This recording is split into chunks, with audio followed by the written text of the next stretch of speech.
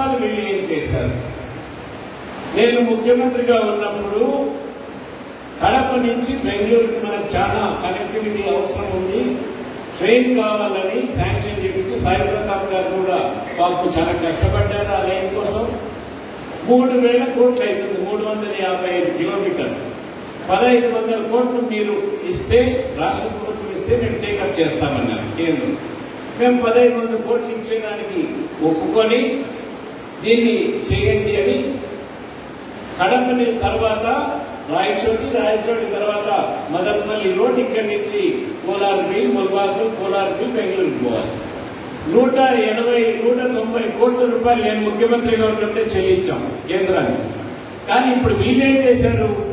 ఆ railway line ని తీసేసి కడప నుంచి బెంగళూరు వయా పులివెందులు వేసుకున్నారు. మదనపల్లికి ఏమి పాపం చేస్తుందో నాకైతే తెలియదు. ఎందుకు ఈ రైల్వే లైన్ తీసేశారో నాకైతే తెలియదు. ఏం చేస్తున్నాడు ఈ మహానుభావుడు ఎంపీ? 10 సంవత్సరాల నుంచి ఉన్న ఎంపీ. కనీసం ఇది నా కాన్స్టిట్యున్సీ, ఈ రైలు లైన్ మార్చకూడదు అని చెప్పే దమ్ము లేదా? దాన్ని కొనసాగించాలని చెప్పే దానికి ఆయనకి ధైర్యం లేదా? లేక ఈయనే మార్పించాడా? మీరు ఈ ప్రశ్న ఆయన అడగాల్సిన అవసరం ఖచ్చితంగా ఉంది. ఒక్క పనిన ఏమన్నంటే ఆ హైవే ఏదైతే వేస్తున్నారో అది మేము చేసామన్నారు. అది చేసింది వీళ్ళ కేంద్ర ప్రభుత్వం హైవే. అది కేంద్ర ప్రభుత్వం చేస్తున్న హైవే. అది వీళ్ళకేం సంబంధం లేదు రాష్ట్ర ప్రభుత్వానికి.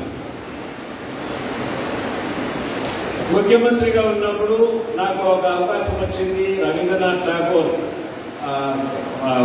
100 జయంతి సెంచురీ సెలబ్రేషన్ కి ఆ రోజు బీటీ కాలేజ్కి రావడం జరిగింది. బీటీ కాలేజ్ లో ఒక 5 కోట్ల రూపాయలు కావాలంటే ఇమీడియట్ గా శాంక్షన్ చేశాం కాంపౌండ్ వాళ్ళకి.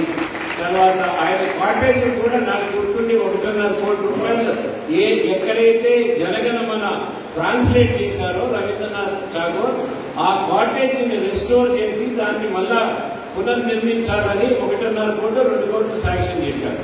లాస్ట్ టైం ఎవరు కలిసినప్పుడు అది పూర్తి కాలేదని చెప్పారు.